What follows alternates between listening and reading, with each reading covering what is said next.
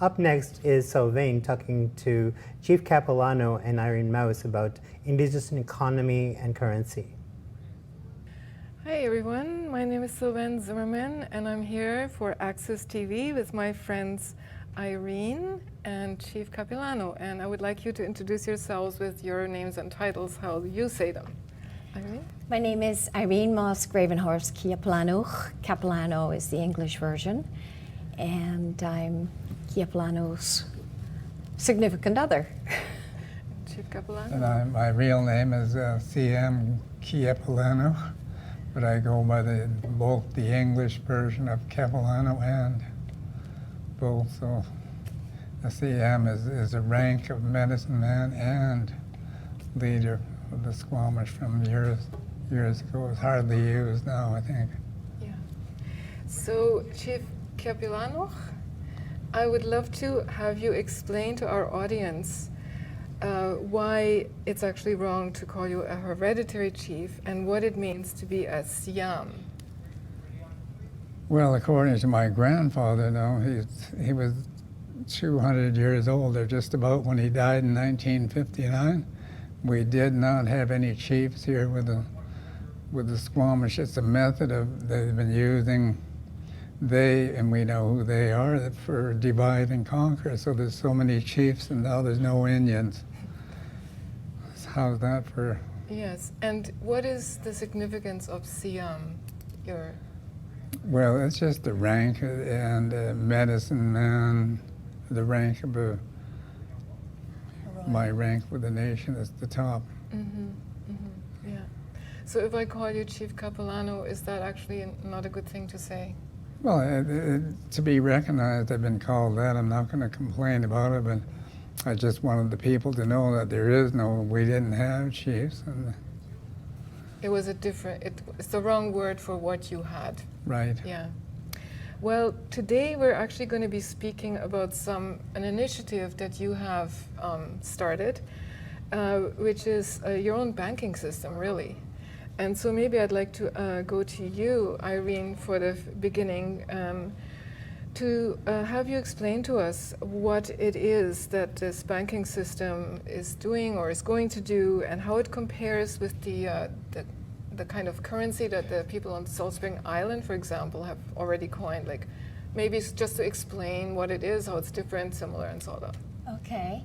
The Sovereign Squamish Bank on Kanata was recognized by the federal Canadian judicial system.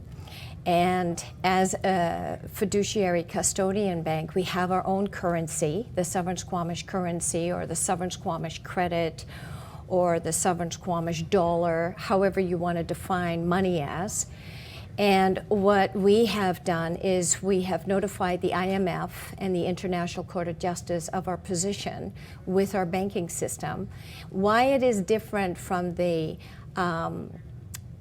Salt Spring dollar is that the Salt Spring dollar is limited to just the island. Yeah. You can't take the Salt Spring dollar and move into Vancouver with it and buy a cup of coffee at Starbucks here on Hastings. Yeah. But with the Sovereign Squamish currency, we are branching out internationally. It's not just constricted to the traditional land claim.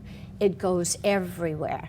And the good news is that we have a sovereign bank that we're dealing with. The Hapu Maori Reserve Bank is accepted our currency as a recognized international exchange form of digitized currency. It's not crypto, but it is a digital currency. Mm-hmm. So, yeah. Oh, that seems quite recent news. When did this happen? Actually, about 2 weeks ago. Okay. And we're entering into final discussions with Europe over the card system that we want to expose and we want to provide to our members. Okay. Yeah. And Chief Kiapilanoq, if I may call you that, I would love you to explain to us what was your motivation for coining this currency, or perhaps you'd like to say what motivates you to be here today, to speak out. It's been a long time. Well, I think we're all one on this earth, and we're finding that Mother Earth is being destroyed, and we're working toward I just had a trip up north, and I was totally devastated at what's happening up there. And it's a wonder that Mother Earth hasn't struck back at what we're doing to her. It makes me sick to see what's happening, and that's our goal: is to free the people with our bank and eliminate the taxes that can be. Money can be brought forward for different projects such as roads and whatever. It's altogether different anyway, and that's our aim, is to free the people from taxes, and everybody should have their own home. Yeah. Without you look at the price of homes in Vancouver, it's astronomical. It's gone beyond anything. Yeah, yeah. So I think in past, talks with you, you've talked to me a lot about how we all need to come together to help heal Mother Earth, for not only the sake of the human people on it, but also all beings. And your banking system seems to be one way of, I think, if I understand it correctly, divorcing the sort of natural resource raping of the earth and how that's connected with the monetary system that's dominant right now, to one that's based, I think, on your resources, but sustainably in a way. Am I correct in understanding that? Well, absolutely. There's enough here for everybody, but we have to, I think these huge corporations that are dealing with the government the people are getting nothing for what's here. The resources are being shipped off, and they receive absolutely nothing. And our people get very little out of what land our homelands are. And we're not, I say this, that they said that we've said before that we're the caretakers, but these are our homelands. And when you say caretaker, they say, well, you don't own it, so we'll take it, see? But well, I want them to know these have been our homelands before time immemorial. And I say before, meaning their history. So our verbal history, my grandfather passed it on to me, and I know there's many things that the people don't realize that what happened here yet. And I will later on do a book or whatever it takes to get them to find out what we really are. So basically the motivation is you're speaking out as a caretaker to reclaim that need and to help all of us Yeah, and I take think, better care of the I think land. we should all speak the same way if they could only see what's happening. And we have chemtrails and we have everything else, and the politicians won't answer why.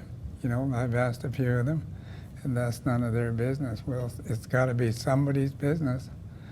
Whose business is it then if there's the chemtrails are actually killing people and doing a lot of harm to our people? And I say our people, I mean all the people living on Squamish lands. Yeah. It's time we stood up and found out what really is happening. Yeah. Thank you very much. 8 minutes passes quickly. Thank you so much for coming in today. And we'll make sure that when you do write your book, we'll have you come back and let people know what it's called, and they can read it. Thank you. I just want to, for closing, one of the things that we always do is we gift tobacco. Oh. And so here you go. Oh, thank you. Thank you, Sylvain. Thank you very much. I'll treasure it. I won't smoke it, but I'll use it in another way to honor your gift. Thank you so much. Okay. You're welcome.